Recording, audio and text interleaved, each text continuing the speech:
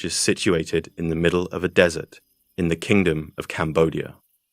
There are the ruins of an ancient city there, which some say was built by Alexander the Great or the Romans. It is amazing that no one lives there now. It is inhabited by ferocious animals, and the local people say it was built by foreigners. Little is known about the early life of this shadowy warrior. Jayavarman II seems to have written no inscriptions or left many clues about where he came from. He appears to have been of aristocratic birth and began his career in the southeast of present-day Cambodia. But the name he chose for himself tells you everything you need to know. Jayavarman was the name of the last king of the Empire of Chenla, and in choosing the name Jayavarman II, this Khmer revolutionary was making a very clear statement. I am the second coming of the kings of old, and I will return Cambodia to its glory days.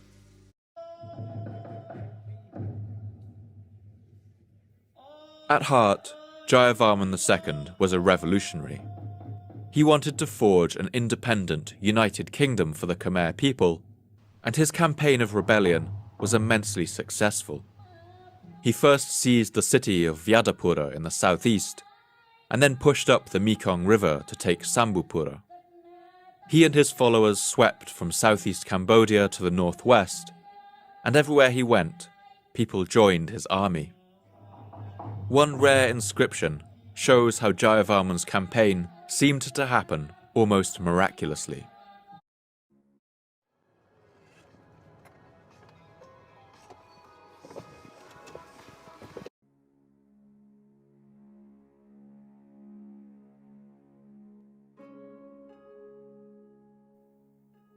Every king who followed after Jayavarman II would follow his example in conducting the Hindu ritual of the Devaraja, to crown themselves as the god king of Cambodia.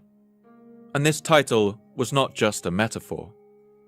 For much of Angkor's history, its king was both the wielder of executive power and the center of an opulent religious cult. Words that you might recognize.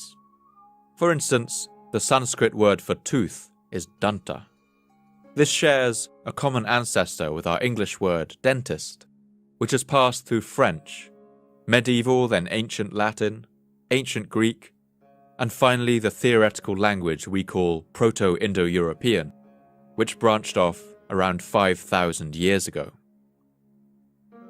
At the time of the Khmer Empire's flourishing, classical Sanskrit became the language used among the elite of Southeast Asia, just like Greek and Latin were once required learning among Europe's was now the true royal one, descended from the ancient kings of that fallen empire of Chenla.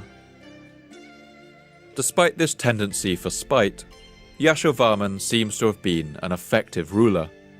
Although from the inscriptions he continued to commission, it's clear he never quite lost that original weakness for flattery. In all the sciences and all the sports, in the arts, the languages and the writings, in dancing, singing and all the rest, he was as clever as if he had that turned their capital into what is known as a hydraulic city. If you were able to soar like a bird over ancient Angkor, you would see the whole land below you etched out in remarkably regular lines, like the marks on a circuit board. These lines would flash in the sun as you passed over them. They are canals and inlets that allow water to flow around the whole city, inundating its fields in a vast interconnected circulatory system. They built complex junctions into their waterways, using canals with multiple bends in them when they wanted a slow, steady flow of water, and long, straight canals when they wanted a fast and direct flow into the reservoirs. As water drains from the Kulen Hills in the north, the engineers of Angkor channeled it into two enormous reservoirs. They might have crossed a bridge wide and strong enough to hold the king's elephants, and seen the green water of the reservoirs rushing beneath them. Today, our cities are made up of dense residential, commercial, and administrative buildings. We've banished our farmland to the countryside, outside the city limits. But in Angkor, every available plot of land would have been given over to farmland, which shared space with temples and palaces.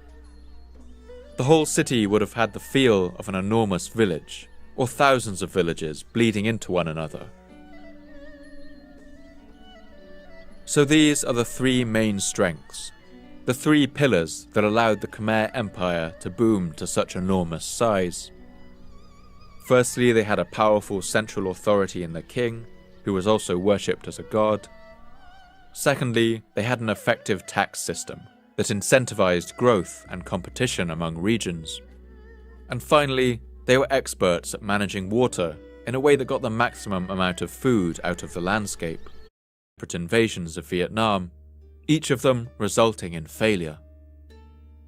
In the year 1128, for instance, he led a huge army of 20,000 soldiers against the Viet people, but his great army was decisively defeated, and the king only just made it back to Angkor alive. Not to be deterred, Suryavarman tried again in the year 1145, this time invading Champa, and he had slightly better luck. He managed to defeat its king and sacked its capital of Vijaya. But as the Americans found out in the 20th century, Vietnam is a difficult country to hold. The puppet king that Suryavarman installed lasted only about 5 years. He was ousted by Cham rebellions, and when Suryavarman marched back into Champa to support him, his army was badly beaten by the rebels. Although the inscriptions are understandably quiet on the subject, it's thought that Suryavarman himself may have died on this expedition, but whether from disease, a failed battle, or an enemy ambush is unclear. They executed the rebel chief Tribhuvanaditya, and anarchy descended upon the lands of the Khmer. Still in exile in the kingdom of Champa, and now an old man of over 50 years, the exiled Prince Jayavarman heard about what had happened with what must have been a heavy heart. He knew that he had to return home to help his people. When he crossed the border, he must have ridden through a devastated land, full of burned villages and hungry people. But his moment of destiny had finally arrived. He returned to the capital city he had fled so many years ago, and the people there greeted him as their king, crowned nobles and royal court, but also from the villages and among the peasants. This inclusiveness was also reflected in its architecture. King Jayavarman VII had an enormous temple built in Angkor Thom called the Bayon. In line with Buddhist ideals, it was the first temple in Cambodia to be built without any walls, indicating its openness to all of Angkor's people. But the kingdom's conversion to Buddhism would have wide-reaching consequences that Jayavarman may not have anticipated. As a Buddhist, he renounced the title of God King, instead giving himself the humble title, the Lord who looks down. But he still retained religious authority in the kingdom and presided over the construction of temples and image houses, administrators, 600 dancers, 95 professors, and a whole host of other staff, amounting to nearly 13,000 people. And all of this opulence came at the expense of the peasants. But all this promised to come to an end with the spread of Theravada Buddhism. This new breed of Buddhist priests lived in grass huts among the villages rather than in golden temples. It's not hard to see how this new religion became so popular among Cambodia's people, and how dangerous it would soon become for the authority of the crown. By the year 1295, only 70 years after Jayavarman VII's death, the spread of Theravada Buddhism meant that the king was no longer considered to have any religious authority. The reign of the god kings had come to an end. The 18th century neared, the Thai people felt bold enough to invade the Khmer heartland and take a swipe at the great capital itself. In 1352, the Thai king U Thong marched a great army into Cambodia and encircled the city of Angkor. While Angkor was large and had sections surrounded by strong walls, it was not a defensible stronghold. It sits in the west of Cambodia, and while attacks were mostly coming from Champa and Dai Viet in the east, this was in a strong position. But now attacks were coming from the west, and Angkor began to look increasingly vulnerable. The very features that made Angkor perfect for rice farming, its wide, flat plains, made it a difficult city to defend in times of war. Some historians have also argued that the extensive system of roads built by Jayavarman VII, which had boosted the empire's economy for over 100 years, would now work against it.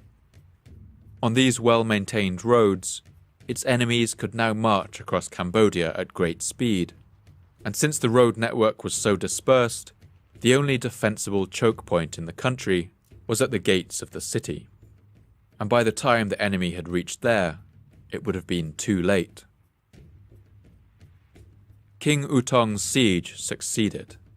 The walls of Angkor fell, its defenders were overcome, and the Thai soldiers swept into the city and toppled its king.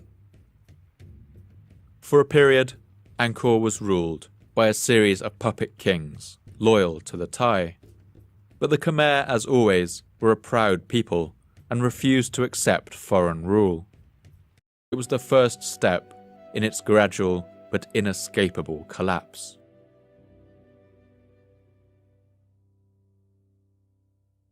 It's worth noting at this point that Angkor had recovered from the destruction of war in the past. In fact, some of its greatest architectural achievements had risen out of the ashes of destruction, such as Angkor Thom in the time of Jayavarman VII. And this shift of administrative power to the south doesn't seem to explain the wholesale abandonment of the entire city.